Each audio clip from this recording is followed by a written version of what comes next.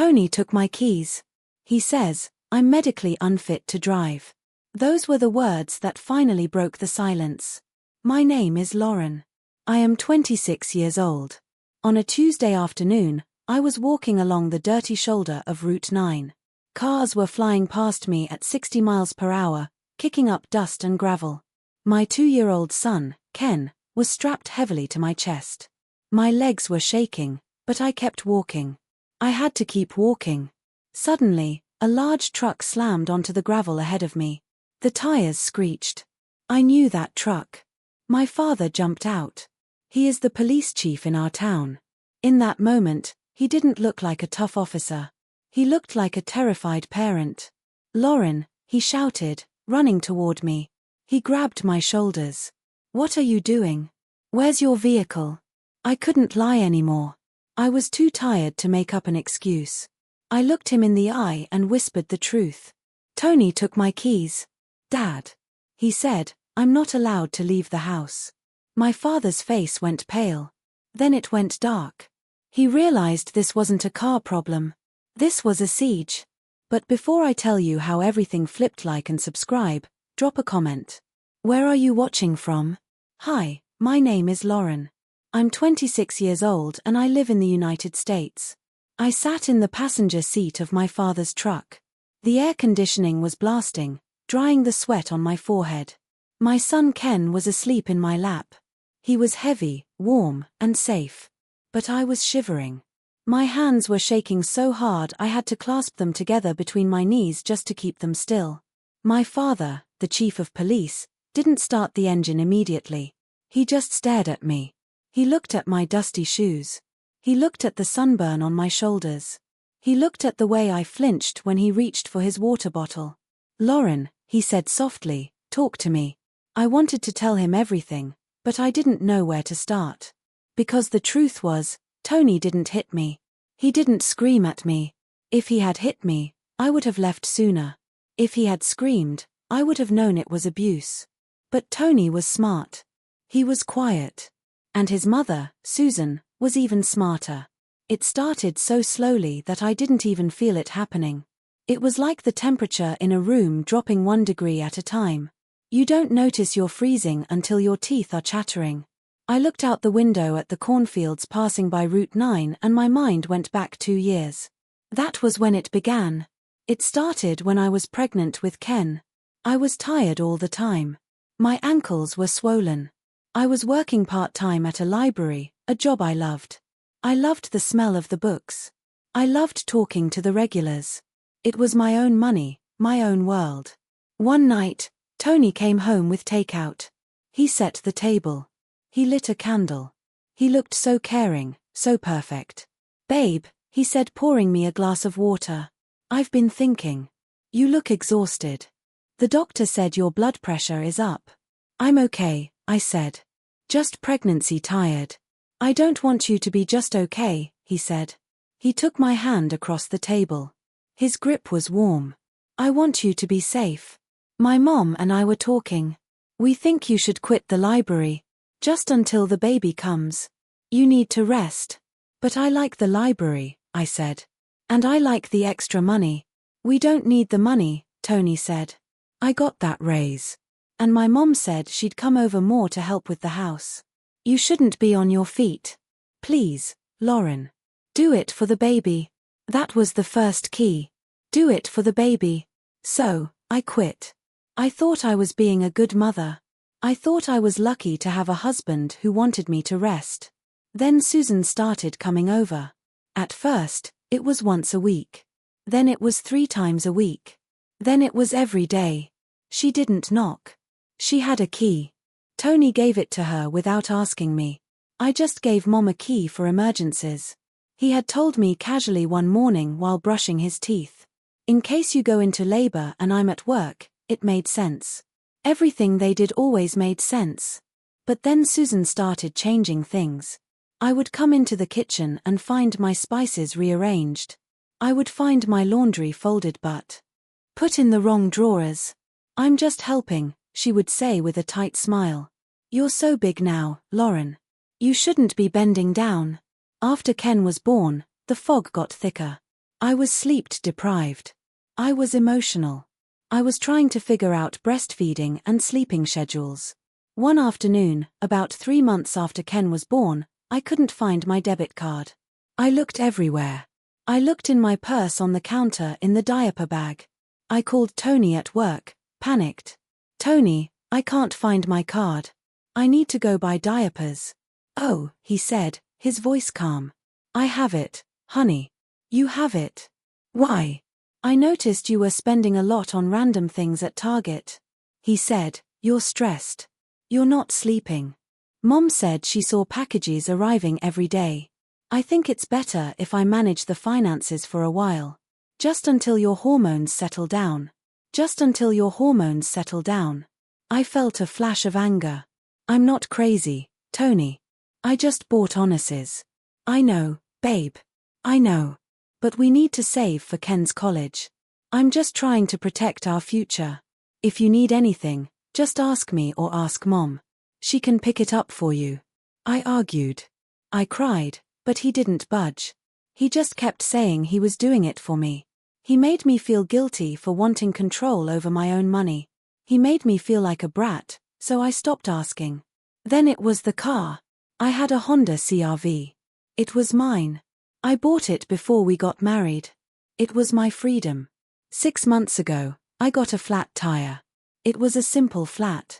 I called Tony. He came and changed it. But the next morning, the keys were gone. Where are my keys? I asked. The car needs work, Tony said. The axle looked bent. It's not safe to drive with nowhere in the back. Okay, I said. When will it be fixed? I'm waiting on parts, he said. A week went by, then a month, then 3 months. Every time I asked, there was a new excuse. The mechanic was backed up. The part was on back order. It was too expensive right now. Why do you need to drive anyway? Susan asked me one day while she was folding my underwear in my bedroom. You have everything here. Tony brings the groceries. I bring the diapers. Where do you need to go? I just want to leave the house. I said that sounds like postpartum depression. Susan said, shaking her head. You're restless. You should talk to the doctor about that. Tony says you've been acting erratic. Erratic. That was their favorite word. If I cried because I was lonely, I was erratic. If I got mad because Susan threw away my favorite shirt, I was erratic. If I wanted to see my friends, I was erratic. My friends stopped calling. Tony told them I was overwhelmed and needed space. He told them I wasn't up for visitors. They don't understand what it's like to be a mother. He told me they're single. They're jealous of your life. They just want to drag you down. You don't need that negativity. So, I stopped texting them back. Eventually, my phone stopped buzzing. The final straw was the phone itself. 2 weeks ago, Tony put a tracking app on it. It's for safety, he said. In case you get lost walking with a stroller, but it wasn't just tracking. He could see my texts. He could see my search history. I stopped looking up divorce lawyers. I stopped looking up emotional abuse. I was afraid he would see it. I was trapped in a beautiful house with a full fridge and a husband who claimed to love me, but I was dying inside. I was a ghost in my own life. Sitting in my dad's truck, looking at the dashboard, I realized how small my world had become. It had shrunk down to the 4 walls of that house. Tony didn't hit me. He just took away my job, my money, my car, my friends, and my privacy. He took away my voice. He convinced me I was sick. He convinced me I was weak. He convinced me I couldn't survive without him. But today when I asked for the keys to go to the park and he laughed and put them in his pocket, something inside me snapped. I didn't argue.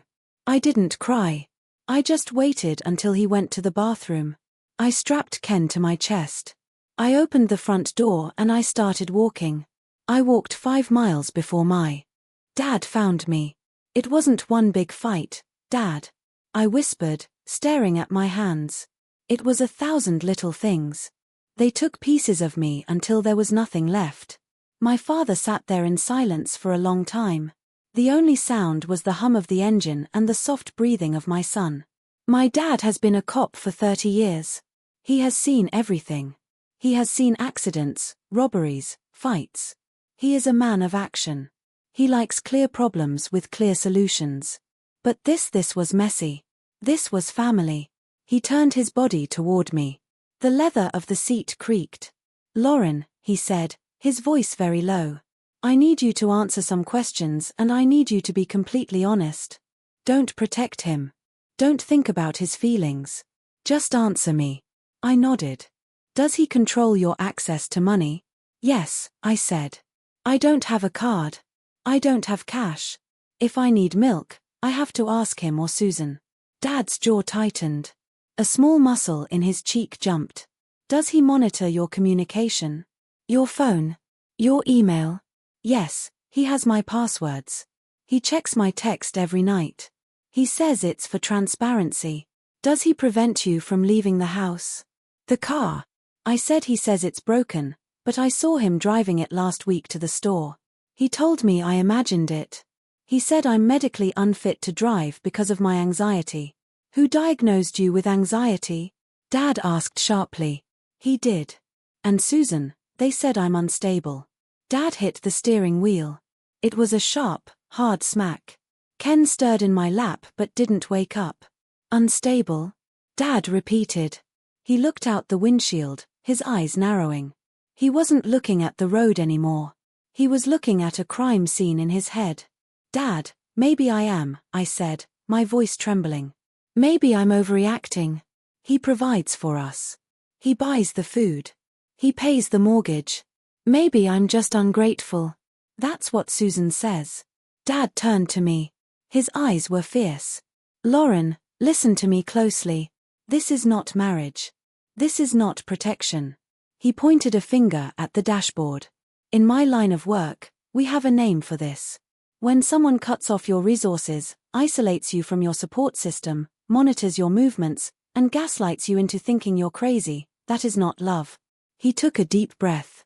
"That is a siege." The word hung in the air. Siege, like a castle surrounded by enemies starved until it surrenders.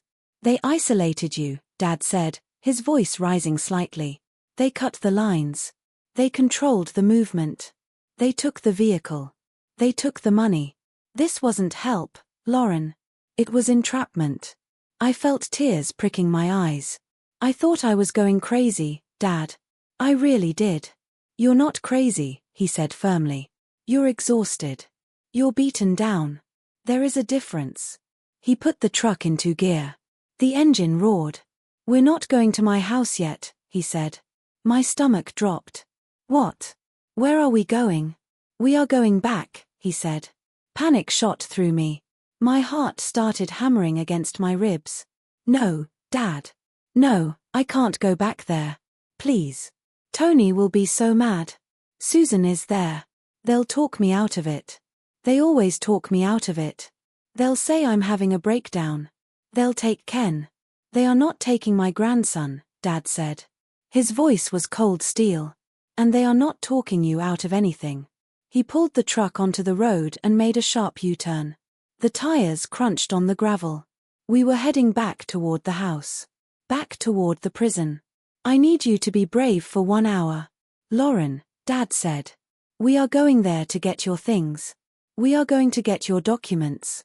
We are going to get the diaper bag and we're going to get your keys." "He won't give them to me." I said. "He says they're lost." "He'll give them to me," Dad said. I looked at my father. He wasn't just my dad right now. He was the chief. He sat straighter. His hands were steady on the wheel. "This ends today," he said. "You are 26 years old. You are a free citizen. Nobody has the right to lock you in a house. Not a husband, not a mother-in-law. Nobody." As we drove closer to the house, the dread filled my chest like black water. I knew the script. I knew exactly what they would say. Tony would look concerned. Susan would look pitying. They would treat me like a hysterical child. "Dad," I said, "be careful. They lie. They lie so well." "I know liars," Dad said. "I interview them every day." We turned onto my street. The neighborhood looked perfect. Green lawns, white fences, sprinklers hissing in the afternoon sun. It looked like the American dream. But as we pulled into the driveway, I saw the truth. It wasn't a home. It was a stage set. And I was the prop they wanted to keep on the shelf.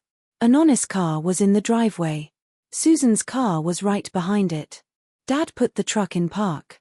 He turned off the engine. "Do not let them separate us," Dad said.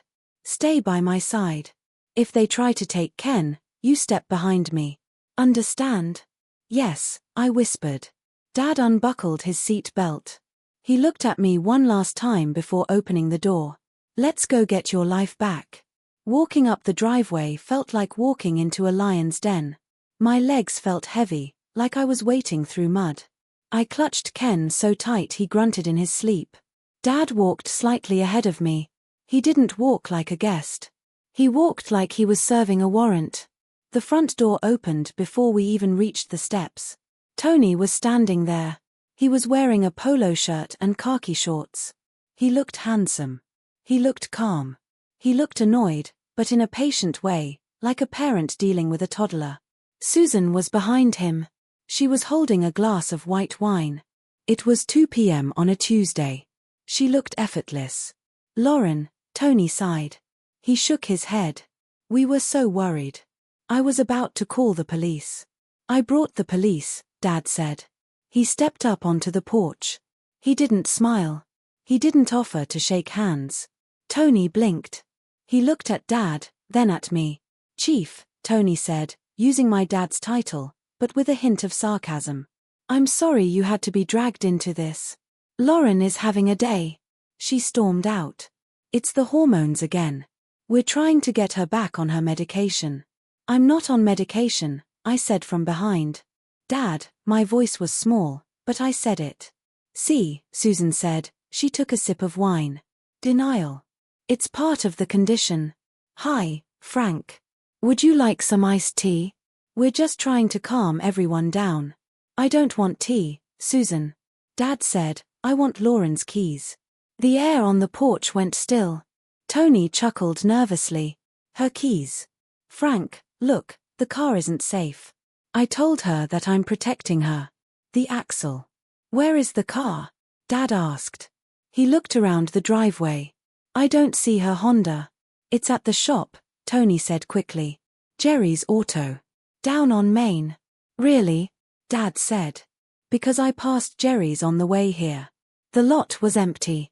Tony paused. He licked his lips. "Well, maybe he moved it to the back." "Look, this is a marriage matter. We appreciate your concern, but Lauren is my wife. I know what's best for her. She's an adult. Dad said she wants to leave. She needs her keys to leave. If the car is at the shop, give her the receipt. Give her the claim ticket. Give her the house keys so she can come and go. She can't handle the responsibility right now," Susan chimed in. Her voice was syrupy sweet. "Frank, look at her. She's dirty. She's sweaty. She walked on the highway with a baby. Does that look like a sane person to you?" We took the keys for her own safety. Just like we manage the bills, she gets confused. "I'm not confused," I yelled. It surprised me. It surprised them. I walked on the highway because I had no choice. I said, my voice shaking. "You trapped me here. You tracked my phone. You took my money." Tony stepped forward, reaching for my arm. "Lauren, stop yelling. You're scaring Ken. Give me the baby. You're hysterical." Dad's arm shot out. It was a fast, hard barrier between Tony and me. "Don't touch her," Dad said.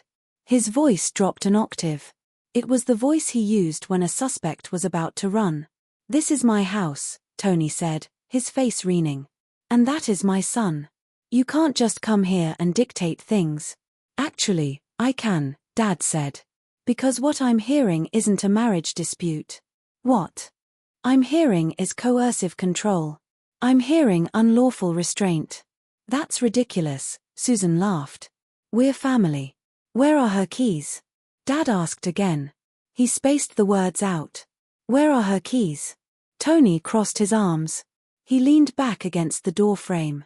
He thought he still had the power. He thought because he was the husband, he was the law in this house. "I don't know where they are," Tony lied. She probably lost them. She loses everything. Check your pockets, Dad said. Excuse me. Check your pockets, Tony. I will not, Tony spat. This is harassment.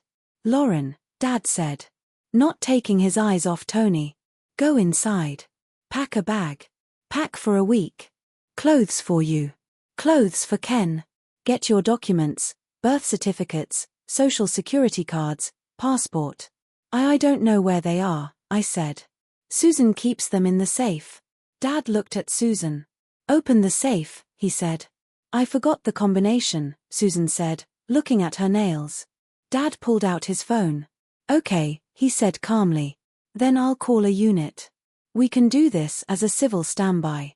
I'll have 2 officers here in 10 minutes to supervise her retrieving her property. And if you refuse to hand over her identification documents, that's theft. We can file a report right here on the porch. Your neighbors will love the flashing lights. Susan's smile faltered. She cared about appearances more than anything. The idea of police cars in her driveway in front of the Homeowners Association president next door terrified her. Fine, she hissed. You're being so dramatic, Frank. She turned and walked into the house. Go with her, Lauren. Dad said, get your things. I'll stay here with Tony. I stepped past Tony. He glared at me. His eyes were full of hate. It was the first time he let the mask slip completely. He looked at me like I was a rebellious servant, not a wife. You'll regret this, he whispered as I passed him. You'll be back. You can't survive out there. I didn't answer. I walked into the house. It smelled like lavender and bleach. It smelled like the place where I had slowly disappeared. I went to the bedroom. I grabbed a duffel bag. I threw in Ken's diapers, his wipes, his favorite bear. I threw in jeans for me, t-shirts, underwear. I didn't fold anything. I just shoved it in. I went to the study. Susan was unlocking the safe. She threw my passport and Ken's birth certificate onto the desk. Ungrateful, she muttered. We did everything for you. We gave you a beautiful life, and you throw it away because you're selfish. I grabbed the papers. My hands were shaking, but I held them tight. I didn't want a beautiful life, I said to her back. I wanted my life. I ran back to the front door. Dad was still standing there, a wall between Tony and the world. I got them, I said. Good, Dad said. Let's go. But Tony moved. He stepped in front of the stairs. He blocked the path to the truck. Lauren can leave, he said. His voice was shaking with rage now. If she wants to ruin her life, fine. But she is not taking my son. The air grew heavy. The bird stopped singing. It felt like the world had frozen. He is my son, Tony said. I am his father. I do not consent to him leaving this property. He looked at me. Put him down, Lauren. Give him to my mother. You can go play victim at your dad's house, but Ken stays here where he's safe. I held Ken tighter. He was waking up now, lifting his head, looking around with sleepy eyes. No, I said. Give him to me. Tony stepped forward, his hand reaching out. Dad moved faster than I thought a man of his age could move. He stepped right into Anon's space. He didn't touch him, but he was close enough that Tony had to step back. Back off, Dad said. It wasn't a request. This is kidnapping, Susan shrieked from the doorway. She had her phone out. I'm recording this. You're kidnapping my grandson. Frank, you can't do this. Annie pointed a finger at Dad's chest. She is mentally unstable. If you let her take him, I will sue you. I will have your badge. I will tell the court you aided a kidnapping. My heart was pounding so hard I thought I might faint. The legal threats terrified me. Tony always sounded so sure, so knowledgeable. He made me feel like I was always breaking rules I didn't understand. Dad, I whispered. Can I take him? Is it legal? Dad didn't look at me. He kept his eyes locked on Tony. Are you divorced, Tony? Dad asked. What? No. Is there a custody order signed by a judge? No, but is there a court mandate restricting her access to the child? She's unfit. That's not what I asked. Dad barked. Is there a signed court order? No, Tony yelled. Then both parents have equal rights, Dad said calmly. She is just as much right to take him as you have to keep him.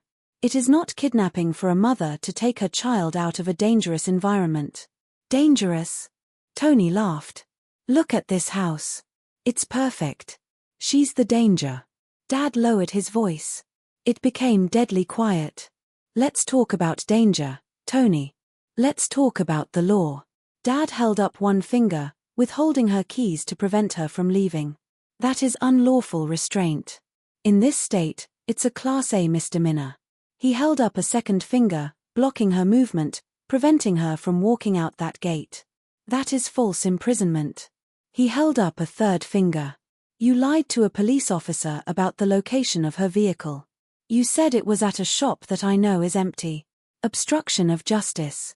He took a step closer to Tony. And if you put one hand on her to try and physically take that child from her arms, I will arrest you for domestic assault right here on your own front lawn. And I will make sure you spend the night in a cell with men who don't like men who bully women. Anon's face went white. His confidence cracked. He looked at Susan, but she had lowered her phone. She looked scared. They were bullies. And bullies only understand strength.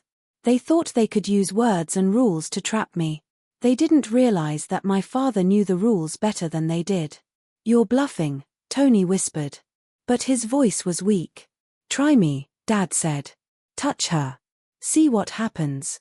Tony looked at his hands. He looked at me. For a second, I saw him calculate. He realized he had lost control. The game was over. He stepped aside. It wasn't a big movement, just one step to the left. But it was a surrender. Fine, Tony spat. Go leave, but this isn't over. I'll get a lawyer. I'll take everything. You'll be begging on the street, Lauren. You'll be back crawling to me in a week. Don't listen, Dad said to me. Walk now. I hurried down the steps. I walked past Tony. I could smell his cologne. It used to smell like safety. Now it smelled like a trap. I walked to the truck. I opened the door and put Ken in his car seat. My hands were shaking so badly it took me 3 tries to click the buckle. Mama, Ken said. It's okay, baby. I said we're going for a ride. I climbed into the passenger seat and locked the door. Dad backed down the driveway. He didn't look at Tony. He didn't look at Susan. He just drove. As we pulled away, I looked in the side mirror. Tony was standing in the driveway watching us. He looked small. He looked angry. But he was getting smaller and smaller as we drove away. Dad, I said, letting out a breath I felt like I had been holding for 2 years. Thank you. Dad reached over and squeezed my hand. We're not done yet, he said. Getting out is the first step. Staying out is the hard part, but you have proof now. Proof? I asked. I just have my clothes. Dad smiled a grim smile. No, you have something else. When you were packing, you grabbed the folder from the safe, right? Just the passports, I said. Check the side pocket of your bag, Dad said. I looked down. There was a thick blue folder sticking out of the duffel bag. I hadn't put it there. I saw it on the desk while Susan was yelling at you, Dad said. I swiped it. It looked like financial records, bank statements, loan documents. I opened the folder. My eyes widened. It wasn't just boring papers. It was everything. There were transfers from my savings account to Susan's account. There were credit card applications in my name that I never signed. There were emails printed out between Tony and Susan discussing how to manage me. Email from Susan. Move the trust fund money before she notices. Tell her the bank made an error. Email from Tony. I'll disable her car next week. She's asking too many questions. I gasped. Dad, look at this. I told you. Dad said, his eyes on the road. They weren't protecting you. They were robbing you. I felt a cold rage settle in my stomach. It replaced the fear. I wasn't just a victim anymore. I was a witness and I held the evidence in my lap. I wasn't weak, I said to myself, reading the emails where they called me stupid and fragile. I was just trusting. You're safe now, Dad said. But I knew the fight was just starting. Tony said he would get a lawyer. He said he would take everything. I looked at the folder. Let him try, I thought. Let him try. The drive to my father's house was the longest 20 minutes of my life. My hands were shaking so hard that they vibrated against my legs. Every time a car appeared in the rearview mirror, my breath hitched.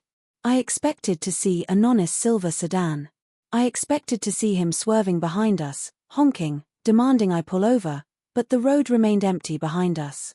It was just me, my dad, and the hum of the tires on the asphalt. We pulled up to the house I grew up in. It was a small ranch-style house with peeling blue paint and a porch that leaned slightly to the left. It wasn't perfect. It wasn't a magazine cover like a Nonis house. But as soon as the engine cut off, I felt my lungs expand. It smelled like pine needles and old rain. It smelled like safety. We're here, Dad said. He didn't just hop out. He sat there for a moment, gripping the steering wheel, letting the adrenaline fade. You're okay, Lauren. You're home. I unbuckled Ken. He was wide awake now, kicking his little legs. Grandpa's house, he chirped. Yeah, buddy, I whispered, burying my face in his soft hair. Grandpa's house. We went inside. The house was exactly as I remembered it. The same brown carpet, the same recliner with the duct tape on the armrest. It was messy. There were newspapers on the table and coffee cups in the sink. In a Nonis house, a coffee cup in the sink was a crime. It was evidence of my laziness. Here, it was just a cup. Sit, Dad ordered gently. He pointed to the kitchen table. I'm going to make you a sandwich. You look like you haven't eaten in a week. I'm not hungry, I said automatically. That was my reflex. Deny needs be small. Be low maintenance. I didn't ask if you were hungry, Dad said, opening the fridge. I said I'm making you a sandwich. Turkey or ham? Turkey, I whispered. I sat at the wooden table. The blue folder, the one Dad had swiped from the safe, sat in the middle of the table like a bomb. I stared at it. For the last 2 years, I had convinced myself that I was the problem. I told myself I was forgetful. I told myself I was bad with money. I told myself I was too emotional to handle the adult responsibilities. Tony had taken that burden from me, right? He was the hero carrying the weight of the bills and the decisions so I could just be a mother. But looking at that folder, a cold, hard feeling started to rise in my chest. I wasn't just a mother. I was a woman who used to manage a library budget. I was a woman who got straight A's in college. I was a woman who had lived on her own for 3 years before I met Tony. I wasn't stupid. I had been made stupid. I reached out and opened the folder. Dad placed a plate in front of me. A turkey sandwich cut into triangles just like he used to do when I was 10. He sat down opposite me with a glass of water. Eat, he said, and read. I took a bite of the sandwich. It tasted like ash in my mouth, but I swallowed it. Then I pulled out the first paper. It was a bank transfer receipt dated 6 months ago. Transfer $4,500 from Lauren's personal savings to Susan Miller. I blinked. $4,500. That was the money I had saved from my library job. That was my emergency fund. I remembered that day. I had asked Tony if we could buy a new crib for Ken because the old one was wobbly. He had sighed and said, "Babe, money is really tight right now. We have to be careful. Maybe next month." Money was tight. He had just sent my entire savings to his mother. I flipped to the next page. It was an email printout. Tony must have printed it for his records. He was meticulous like that. He kept files on everything from Susan to Tony. Subject: the car issue. She's asking about the Honda again. You need to handle it. If she has the car, she'll start going to those mommy groups again. Those women put ideas in her head. Tell her the transmission is shot. I'll call Jerry and have him fake an invoice if you need it. Just keep her home. She's safer there. I felt sick, physically sick. They weren't worried about my safety. They were worried about my freedom. They were worried that if I talked to other people, someone might say, Hey, that's not normal. I looked up at Dad. He was watching me read. His face grim. They planned it. I whispered. Dad, they actually planned it. It wasn't an accident. It wasn't because I was sick. No, Dad said. It was a strategy. I kept reading. There were texts. Tony, she's crying again. Wants to know why she can't have her debit card. Susan, tell her she overdrank the account last month. Make her feel guilty. If she feels guilty, she stops asking. I remembered that conversation. I had spent 3 days apologizing to Tony for spending too much on groceries. I had cried in his lap, promising to be better. He had stroked my hair and told me he forgave me. He forgave me for a mistake I never made. The anger hit me then. It wasn't a flash of fire. It was a slow, heavy burn. It started in my stomach and moved up to my throat. I stood up. I paced around the small kitchen. I thought I was crazy, I said. My voice was getting louder. I thought I was losing my mind. I used to lie in bed awake at night wondering what was wrong with me. I thought I had early onset dementia or something. I couldn't remember spending the money. I couldn't remember breaking the car. I slammed my hand down on the table. Ken jumped in his high chair, but he didn't cry. He just watched me. I didn't do any of it. I shouted. They did it. They did it to me. Dad didn't tell me to calm down. He nodded. Let it out, Lauren. Get angry. Anger is better than fear. Anger gets things done. I grabbed the papers and spread them out on the table. Look at this, Dad. I said, pointing to a credit card statement. This is a card in my name. I never opened this card. Look at the charges. Liquor store. Golf pro shop. A nail salon in the city. I don't golf. I haven't had a manicure in 2 years. Dad leaned in, putting on his reading glasses. That's identity theft, he said. If they used your social security number to open that line of credit without your consent, that is a federal crime. And this, I said, pulling out a medical bill. Therapy sessions. I never went to therapy. Tony told me he was going to therapy for his stress. He was billing it to my insurance. No, wait. This says patient Lauren Miller, but I never went. Insurance fraud. Dad said they were building a paper trail. If you ever tried to leave, they could pull these records and say, look, she's been in intensive therapy for instability for years. I sat back down breathless. I wasn't weak. That was the realization that changed everything. I had survived a psychological war. I had raised a toddler while being gaslit every single day. I had managed to keep my son fed, clothed, and loved while my own husband was systematically deleting my identity. I looked at the folder. It wasn't just proof of their crimes. It was proof of my sanity. I'm not the victim anymore. I said to Dad, I'm the prosecutor. Dad smiled. It was a sharp, dangerous smile. That's my girl. Now, keep reading because I have a feeling it gets worse. And it did. The afternoon sun was fading, casting long shadows across the kitchen table. The pile of papers was messy, but the picture they painted was crystal clear. We had found the small thefts, the grocery money, the credit card charges, the lies about my mental health, but then I found the envelope at the very back of the folder. It was sealed. It had "Do not open" written on it in anonymous handwriting. If I was the old Lauren, the Lauren from yesterday, I would have put it back. I would have been too afraid to disobey a direct order written in Sharpie. But the old Lauren was gone. She was left on the side of Route 9. I ripped the envelope open. Inside were 3 documents. The first was a bill of sale. Item, 2018 Honda CR-V. Seller, Tony Miller, power of attorney. Buyer, CarMax. Date 4 months ago. Sale price $18,500. My mouth fell open. He sold it. I gasped.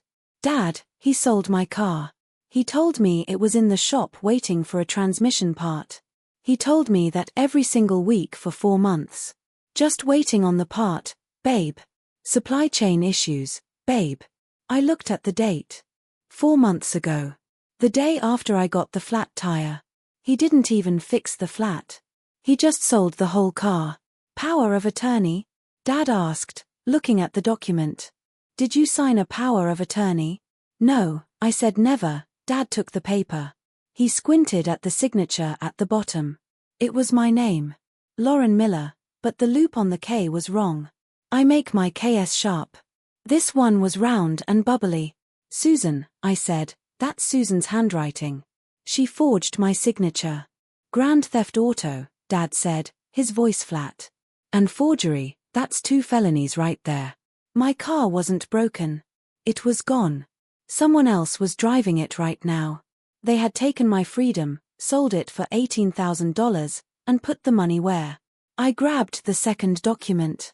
It was a bank statement for an account I didn't recognize. Account holder Susan Miller. Deposit $18,500. CarMax. Payment $5,000. Chase credit card. Payment $3,000. Royal Caribbean Cruise Line. Payment $1,200. Wine Club. They went on a cruise. I whispered. Dad, remember when they went to the Bahamas last month? They said it was a business trip for Tony. They said his company paid for it. They paid for it with my car. I felt tears burning my eyes, but they weren't tears of sadness. They were tears of pure shock. The level of entitlement was staggering. They looked at me and saw an ATM. They saw a resource to be harvested. Keep going, Dad said. What's the third paper? The third paper was thicker. It looked official. It had a legal seal on the top. Beneficiary Trust Adjustment Form Account. The Eleanor Davis Trust. My heart stopped. Elena Davis was my grandmother.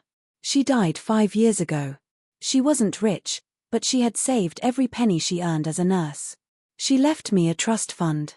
It wasn't millions, but it was significant. It was supposed to be $40,000. It was meant for a down payment on a house one day or for Ken's college. I had never touched it. I wanted it to grow. I read the document. Request for full liquidation. Reason medical emergency H hardship. Amount withdrawn $41,200 closing balance. Deposit to joint checking Tony and Lauren Miller. I scrambled for the joint checking statement in the pile. I found it. There was the deposit $41,200. And the very next day, a transfer out. $40,000 to Miller Investment LLC. What is Miller Investment LLC? I asked Dad. I don't know, Dad said, but I can guess who owns it. He pulled out his phone and opened a browser. He typed in the Secretary of State's business search. Here it is, Dad said. Miller Investment LLC registered agent Tony Miller address his house. He stole Grandma's money, I said. My voice broke. That money was love. That money was my grandmother's tired feet after double shifts. That money was her legacy to me, and Tony had taken it to play businessman. And look at the reason, Dad pointed out. Medical emergency. What emergency? There wasn't one, I yelled. He lied to the bank, Dad said. Wire fraud, bank fraud. I sat back feeling heavy. The betrayal was so complete. It wasn't just that he was controlling. It was that he was a criminal. He had stripped me of everything. My car, my savings, my inheritance. If I had stayed another year, I would have been destitute. I would have been 40 years old with 0 credit, 0 assets, and 0 history. I would have been completely trapped. I owe $40,000 somewhere, I realized suddenly. Dad, if he took the money, did he pay the taxes? Did he wait? I shuffled the papers again. I found one last document stuck to the back of the trust fund paper. It was a loan application. Lender, Quick Cash Online. Borrower, Lauren Miller. Amount, $40,000. Interest rate 18%. My hands went cold. He didn't just take the money. I said he took out a loan in my name, too. A high-interest loan, $40,000. Why? Why would he do that if he already stole the trust fund? Dad looked at the dates. He stole the trust fund a year ago. Dad said he probably spent it. Bad investments, gambling. Who knows? Then he needed more money, So he took out a loan in your name to cover his tracks or to pay off his own debts. I'm in debt, I said. I'm 26 and I'm $40,000 in debt to a loan shark company, and I don't have a car and I don't have a job. I put my head in my hands. The weight of it was crushing. Dad, how do I fix this? My credit is ruined. I can't rent an apartment. I can't get a car loan. They destroyed me. Dad reached across the table and pulled my hands away from my face. They didn't destroy you, he said sternly. They tried to bury you, but they forgot one thing. What? They forgot that you are a fighter, and they forgot that your father is the police chief. He stood up and walked to the wall phone, the old landline he still kept. What are you doing? I asked. I'm calling the district attorney, Dad said. I'm not calling as a father. I'm calling as an officer who has just uncovered a massive fraud ring operating out of 124 Oak Street. He dialed the number. But Dad, I said, Tony is coming. He said he would come. Good. Dad said, let him come. I want him to see the handcuffs. Just then, my cell phone buzzed. It was the first time it had buzzed in weeks because Tony usually kept it. I had grabbed it from the counter when I ran. I looked at the screen. Incoming call, Tony. I stared at it. The name used to make me smile. Then it used to make me nervous. Now it just made me sick. Answer it, Dad said. Put it on speaker. I pressed the green button. Lauren.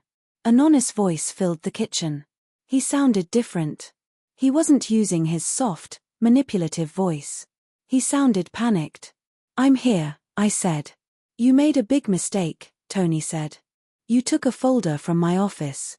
That's theft, Lauren. That's my property. It contains sensitive business information. It contains my bank statements, I said. And my trust fund records. There was a silence on the line. A long, heavy silence. You don't understand what you're looking at, Tony said quickly. Those are drafts. Hypothetical plans. I was moving money around to maximize interest rates for us for our future. You sold my car to CarMax, I said. Is that a hypothetical plan? Because I'm pretty sure CarMax has the title. I did that for you, Tony screamed. He lost his cool. The car was unsafe. I was going to buy you a Volvo, a safer car.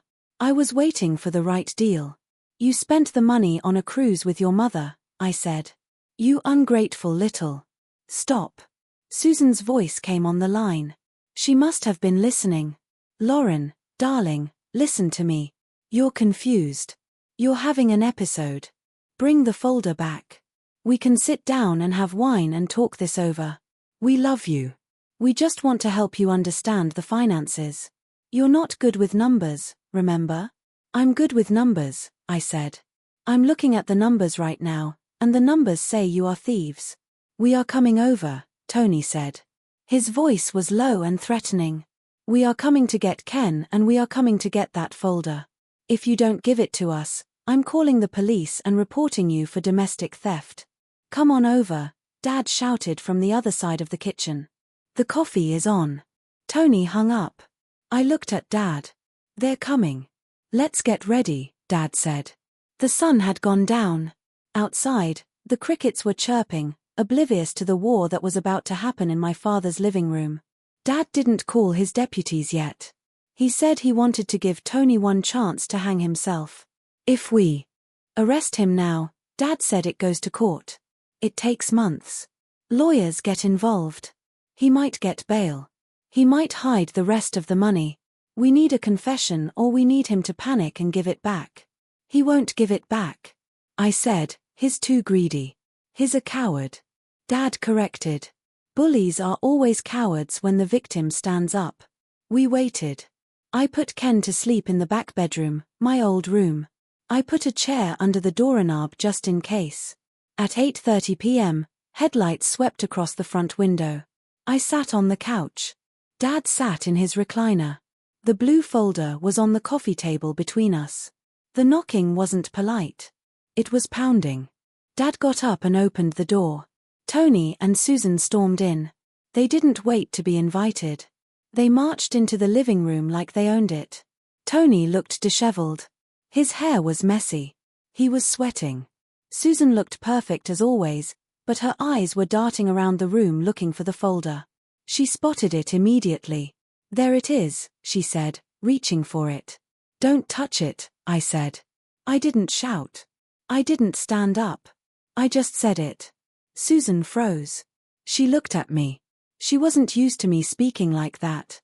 She was used to me shrinking. "Lauren," Tony said. He tried to put on his reasonable husband face. "This has gone far enough. You've had your tantrum. You've upset my mother. Now give me the papers. Get Ken and let's go home. I'm willing to forget this ever happened." "You're willing to forget?" I laughed. It was a dry, hollow sound. "I bet you are."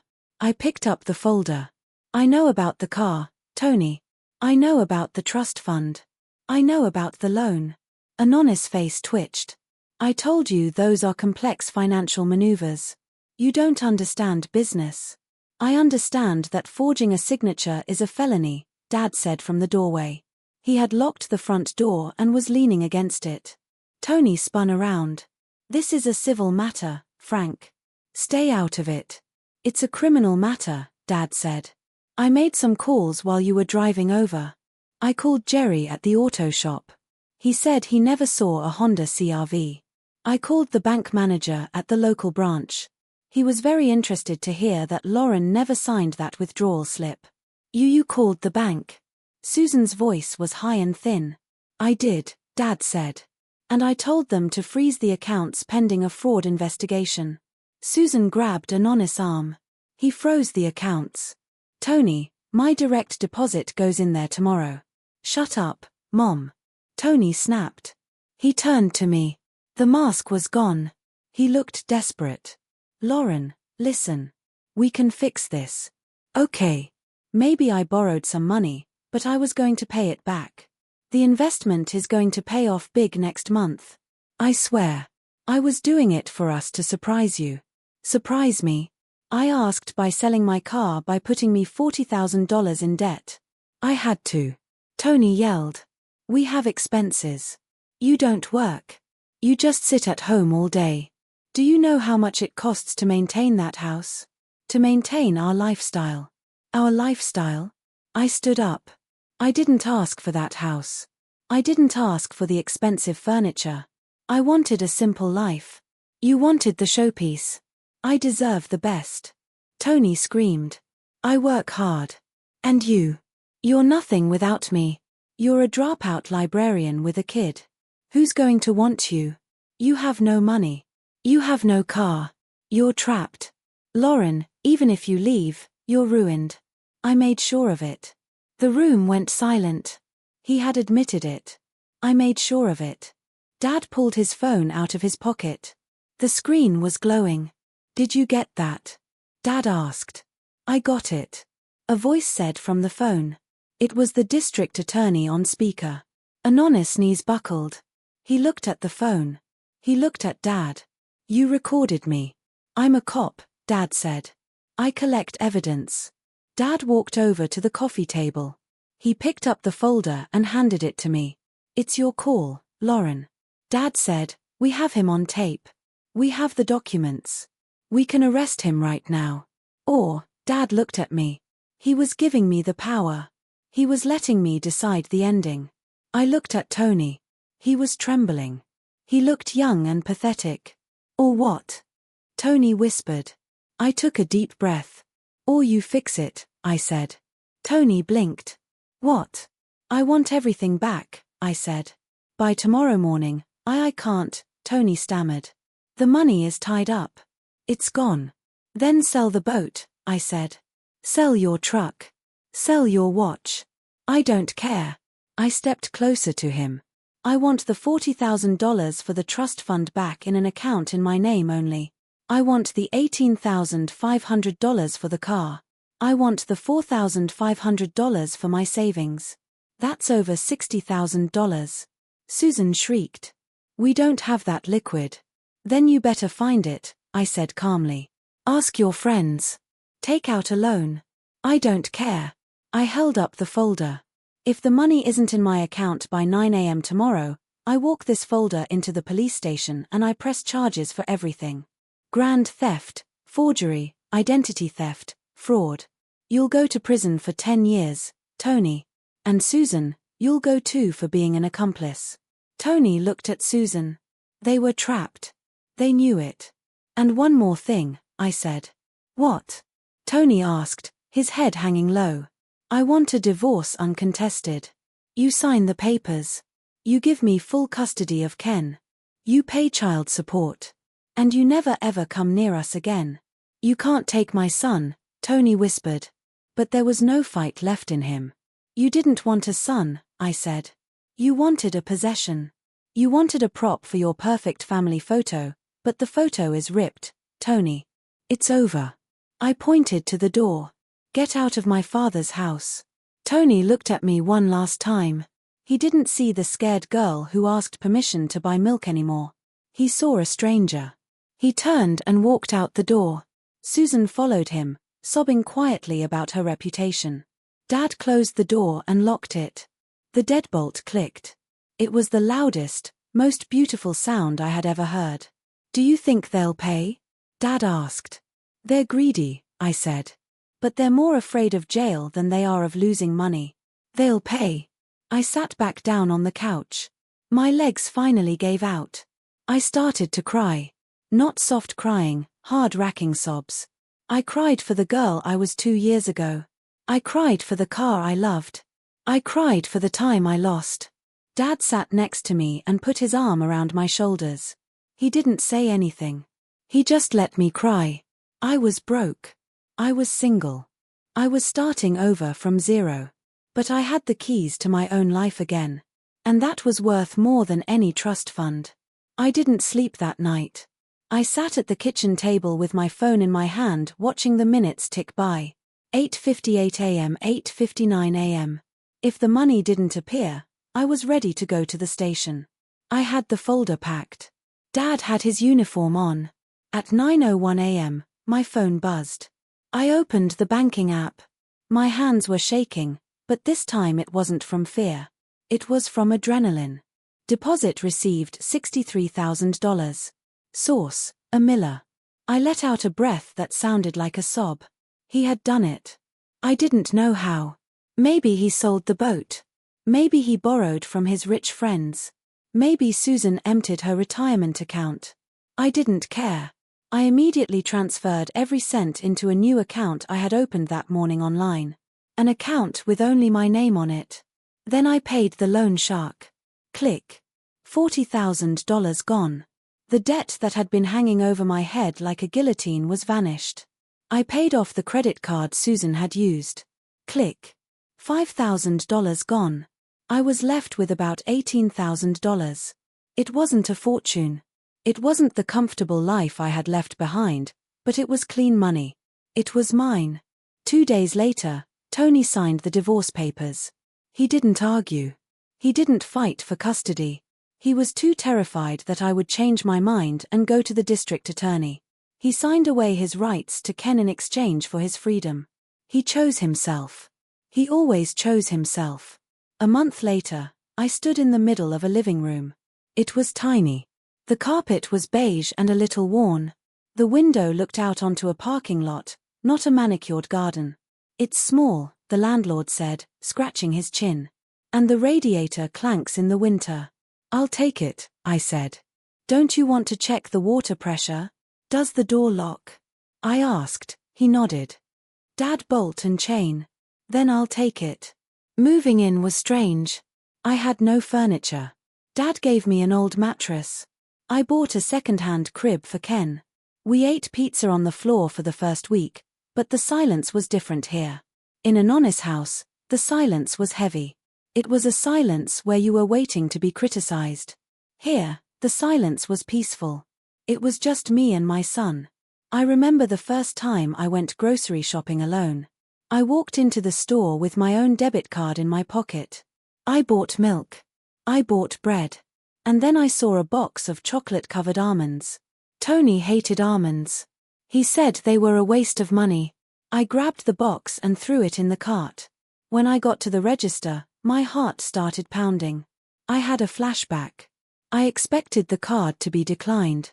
I expected a text from Tony asking what I was buying. I swiped the card.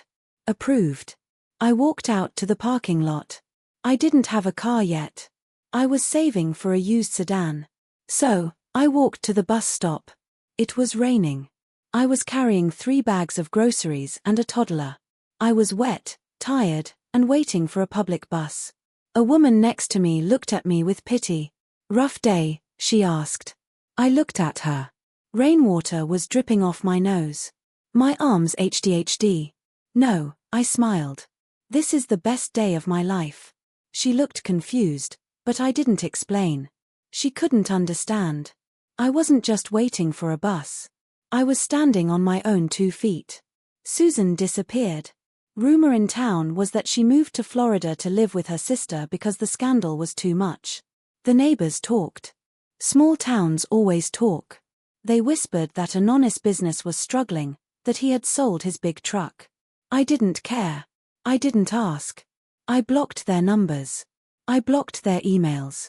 I got my job back at the library. The head librarian, Mrs. Gable, hugged me when I walked in. "We missed you, Lauren," she said. "We thought you just didn't like us anymore." I was lost, I said simply. But I found my way back. Every paycheck I earned, I kept. Every decision I made, I owned. If the dishes were dirty, it was because I was tired, not because I was lazy. If the bills were late, it was my mistake to fix. I was rebuilding my credit score point by point. It was slow work. It was hard work, but every point was a brick in a wall that Tony could never knock down again. Tonight, I just put Ken to bed. He's 3 now. He doesn't ask about his father anymore. He remembers a man who was always on his phone, a man who didn't like noise. Now he has a grandfather who plays trucks with him on the floor until his knees crack.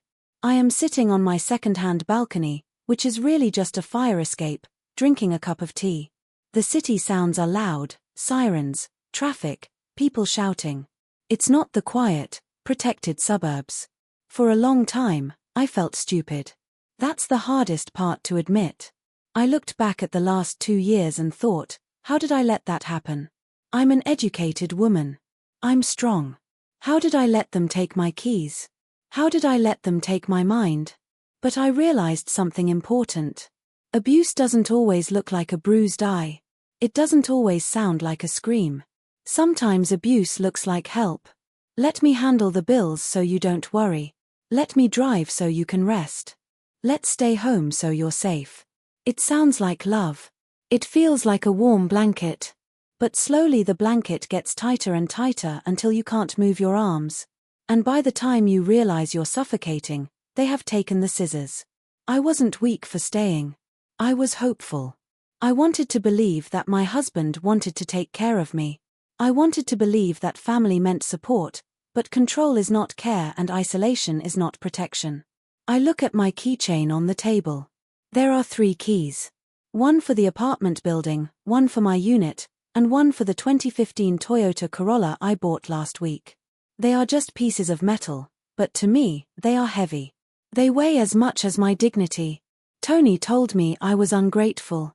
He told me I had a perfect life in a golden cage. He was right about the cage. He was wrong about the gratitude.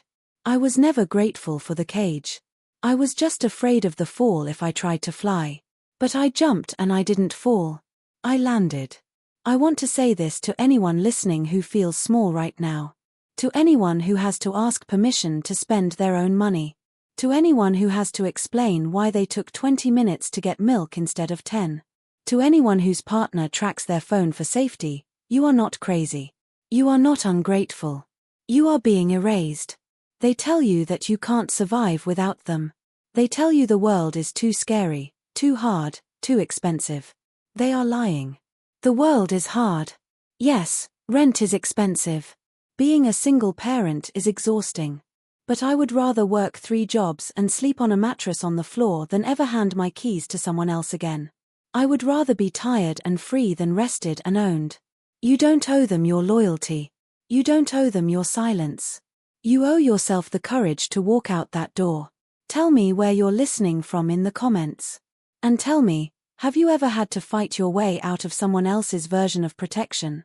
I want to hear your story because telling it is the first step to being